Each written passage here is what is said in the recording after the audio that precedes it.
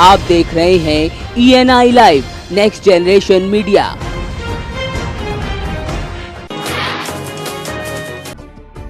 रामपुर में सपा के पूर्व कैबिनेट मंत्री आजम खान ने अपना वोट डाला और बाद में मीडिया से वार्ता करते हुए भाजपा पर जमकर निशाना साधा। आजम खान ने कहा कि जिस अंदाज में ये चुनाव हो रहा है उसका कोई मतलब नहीं है। इस वक्त सूरत हाल ये है कि जहां जहां चुनाव हो रहे हैं, दो चीजें दूसरे चरण में कॉमन है। एक तो पुलिस समाजवादियों पर डंडे बजा रही है, तो दूसरी तरफ पुलिस भारतीय जनता पार्टी के नेताओं के यहाँ नाश्ता कर रही है। असल में जिलाधिकारी महोदय को तो खनन वालों से ही दोस्ती करने से वक्त नहीं बचता, उनकी समस्याएं सुलझा रहे हैं। लकड़ी वालों से वक्त नहीं बचता, शहद की मक्खियों से उनका वक्त नहीं बचता।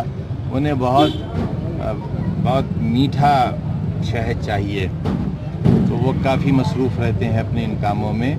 वो कहाँ देखा उन्होंने, लिस्टें क्या हैं।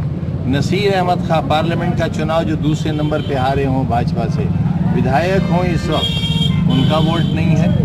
तो ये दुख की बात नहीं है। This is a Shem for administration of the government. शर्म की बात है।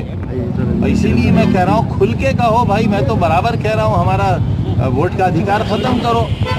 ये कौन सा तरीका है? वोट ही नहीं है डालने के लिए। बांदा शहर वार्ड नंबर 29 में पूर्व मंत्री नसीमुद्दीन सिद्दीकी मतदान करने पहुंचे। खास बात ये रही कि नसीमुद्दीन सिद्दीकी साधारण तरीके से मतदान स्थल पर पहुंचे और लाइन में लगकर उन्होंने वोटिंग की। इस दौरान उन्होंने बात करते हुए कहा कि यहाँ के मुद्दे हल होने वाले नहीं है। बचपन से लेकर आज तक वो देखते आ रहे हैं कि यहाँ समस्याएं दूर नहीं हुई। साथ ही उन्होंने कहा कि मुद्दों का हल नगर पालिका से नहीं होना है। देखिए साहब, जो मुद्दे हैं साल में तो होने वाले हैं नहीं। मैं जब से पैदा हुआ तब से देख रहा हूँ यहाँ बांदा के जो भी मुद्दे हैं, जो भी प्रॉब्लम से कभी सॉल्व नहीं हुई। तो मुद्दे तो अपनी जगह हैं। अब ये देखा जाता है कि उनमें से बेहतर कौन है, उस हिसाब से देखा जाता भी, जिससे उम्मीद होती है कुछ कि अगर कोई जायज़ काम होगा, कहेंगे, सुनेंगे। करना तो उनके बस का है नहीं है। मैं इस पर क्या बताऊँ। मुद्दे तो बहुत सारे हैं और मुद्दों का हल नगर पालिका से नहीं होना है। बांदा में नगर पालिका अध्यक्ष पद के सपा प्रत्याशी ने आचार संहिता की जमकर धज्जियां उड़ाई। सपा प्रत्याशी मोहन साहू बैनर और झंडी लगी गाड़ी के साथ मतदान केंद्र पर पहुंचे, जहां बीजेपी जिला अध्यक्ष और सपा प्रत्याशी के बीच कहासुनी हुई। वहीं सूचना पर मौके पर पहुंची पुलिस ने मामला शांत कराया।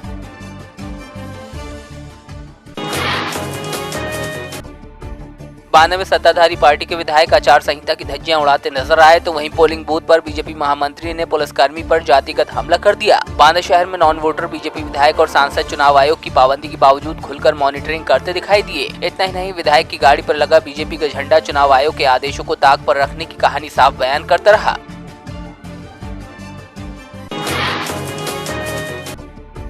मथुरा के वार्ड नंबर 40 में पुलिस ने मतदाताओं पर लाठीचार्ज कर दिया। बताया जा रहा है कुछ मतदाता अपने मत का प्रयोग करने गए थे। उनके पास प्रत्याशी की तरफ से दी गई पर्ची तो थी, लेकिन पीठासीन अधिकारी के पास मौजूद लिस्ट में उनका नाम नहीं था, जिस पर हंगामा बढ़ने के बाद पुलिस ने लाठीचार्ज कर दिया। पूरे घटनाक्रम में कई महिलाओं को चोटें आई हैं। मथुरा में नगर निकाय के लिए चल रहे मतदान में लोगों का उत्साह देखने को मिल रहा है। यहाँ एक नवदंपति भी अपने मत का प्रयोग करने के लिए पोलिंग बूथ पर पहुंचे, जहां उन्होंने मत का प्रयोग कर जिम्मेदार नागरिक होने का फर्ज निभाया।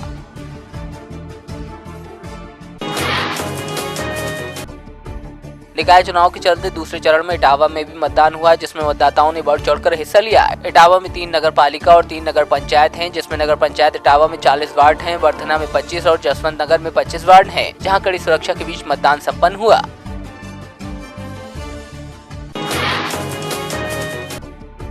सुल्तानपुर में निकाय चुनाव शांतिपूर्ण संपन्न हुआ। लोगों में मतदान को लेकर उत्साह देखने को मिला। वहीं सुल्तानपुर के कादीपुर में सबसे ज्यादा मतदान हुआ, तो वहीं सुरक्षा के कड़े बंदोबस्त किए गए थे। दोस्तपुर नगर पंचायत में आदर्श मॉडल बूथ बनाकर लोगों को स्वच्छता के लिए प्रेरित किया गया और बेटी बचाओ बेटी पढ़ाओ के स्लोगन के साथ लोगों को जागरूक किया गया।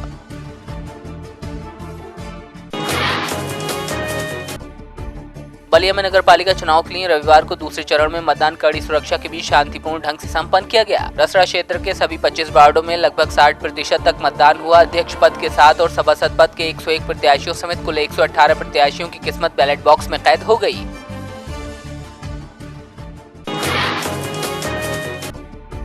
सीएम योगी आदित्यनाथ निकाय चुनाव के चलते जनसभा को संबोधित करने के लिए मुरादाबाद पहुंचे, जहां सीएम योगी आदित्यनाथ ने कहा कि मैं आपसे केवल ये कहने आया हूं कि मार्च 2017 में जब से आपने प्रदेश में मोदी जी के कहने पर भाजपा की सरकार बनाई है, तब से प्रदेश में कानून का राज है। सीएम ने कहा कि हमने सारे अवैध काम बंद कराए हैं। उत्तर प्रदेश के नौजवानों के हितों के साथ कोई खिलवाड़ नहीं कर सकता। ये नौकरियां मेरिट के आधार पर होंगी।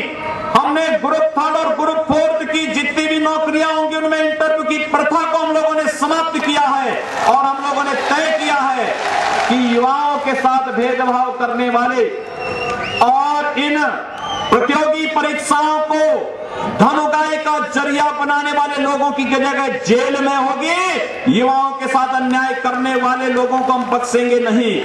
और इसीलिए हम लोगों ने उत्तर प्रदेश लोक सेवा आयोग के पिछले 5 वर्षों की कार्य पद्धति की सीबीआई से जांच कराने का आदेश भी किया है। निगम चुनाव के तीसरे चरण में महोबा में होने वाले मतदान के लिए बीजेपी अपने प्रत्याशी के पक्ष में लगातार जनसभा कर रही है। सूबे के उप मुख्यमंत्री केशव प्रसाद मौर्य ने महोबा नगर पालिका क्षेत्र में एक चुनावी जनसभा को संबोधित किया, जिसमें उन्होंने सपा और बसपा पर जमकर हमला किया। अखिलेश यादव पर टिप्पणी करते हुए उन्होंने कहा कि अखिलेश बदहाली और बदहवासी के साथ डिप्रेशन झेल रहे हैं, उन्हें उनके परिवार का भी वोट नहीं मिल पा रहा। यही नहीं, उन्होंने सभा के माध्यम से अधिकारियों को भी कार्यकर्ताओं की बात सुनने की भी चेतावनी दी। 60 लाख की आबादी वाले भी राज्य हैं जहां मुख्यमंत्री और सरकार बनती है। कई प्रदेश ऐसे जहां 1 करोड़ मतदाता नहीं है। नगरीय निकाय के अंदर 4 करोड़ से अधिक मतदाता हैं। क्या उनको हम अनाथ छोड़ देंगे क्या? जिनको यह लगता है, जो इस प्रकार के आरोप लगाते हैं, उनको जनता के बीच में जाने से डर लगता है। हमें डर नहीं लगता है। हम ईमानदारी से काम करते हैं, हमारी सरकार ईमानदारी से काम करती है और भ्रष्टाचार को रोकने के लिए, गुंडागर्दी को खत्म करने के लिए, माफियाओं के खिलाफ सख्ती से कदम उठाने के लिए हमारी सरकार ने जिम्मेदारी ली है, उसे हम पूरा कर रहे हैं। और जिन लोगों को जनता सुनने के लिए नहीं आना चाहती, वो डर से डरे हुए, चुनाव निशान हमारी पार्टी का है, वो भी अपने चुनाव निशान पर रहे हैं। वो अपनी बात कहें, हम अपनी बात कहेंगे। जनता का आशीर्वाद भाजपा के साथ। हाथरस के सादाबाद क्षेत्र में ट्रक और बस की जोरदार टक्कर हो गई। हादसे में आधे दर्जन से भी ज्यादा लोग घायल हो गए। हादसे के बाद काफी देर तक सड़क पर जाम लग गया। फिलहाल घायलों को स्थानीय लोगों की मदद से सादाबाद CHD लाया गया, जहां उनका इलाज चल रहा है।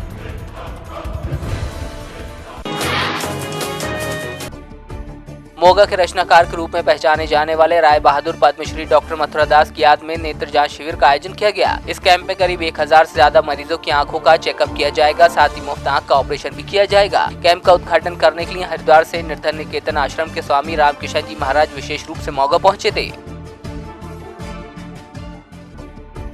हिंदू नेता सुधीर सूरी की रिहाई को लेकर मोगा में बजरंग दल की भूख हड़ताल दूसरे दिन भी जारी रही। बजरंग दल के नेताओं ने कहा कि जब तक सुधीर सूरी की रिहाई नहीं होती, तब तक हड़ताल जारी रहेगी। और तलब है कि बीते दिनों हिंदुवादी नेता सुधीर सूरी द्वारा दिए गए बयान के बाद उन्हें गिरफ्तार कर लिया गया था।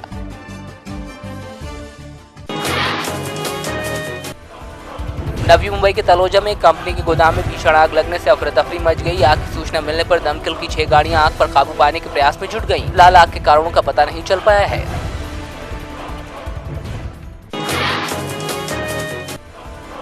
लातूर जिले की देवनी तहसील स्थित देलेगांव लक्ष्मण तांडा में इंसानियत को शर्मसार करने का मामला सामने आया है, जहां एक रेप पीड़िता को स्कूल से निकाल दिया गया। बताया जा रहा है शादी का झांसा देकर 15 वर्षीय लड़की के साथ एक फौजी ने रेप किया था। करीब 3 माह बाद आरोपी पर केस दर्ज किया गया, लेकिन आरोपी को हिरासत में नहीं लिया गया है। वहीं इंसानियत उस वक्त शर्मसार हो गई जब नाबालिग रेप पीड़िता को स्कूल से निकाल दिया गया।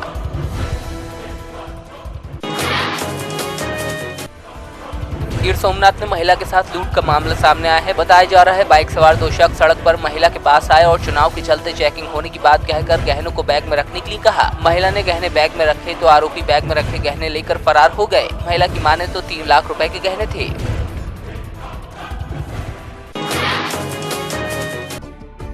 IGNP की नहरों में सिंचाई के लिए पानी छोड़े जाने की मांग को लेकर किसान करीब 20 दिन से घरसाना उपखंड के कार्यालय पर धरना प्रदर्शन कर रहे हैं। कांग्रेस और स्थानीय माकपा के पूर्व विधायक भी धरना कर रहे हैं, तो वहीं कांग्रेस के प्रदेश अध्यक्ष सचिन पायलट भी सोमवार को प्रदर्शन में शामिल होंगे। इस मामले को देखते हुए राजस्थान के सिंचाई मंत्री रामप्रताप रावला पहुंचे और किसानों से बात की, लेकिन मंत्री के आश्वासन से किसान संतुष्ट नहीं हुए।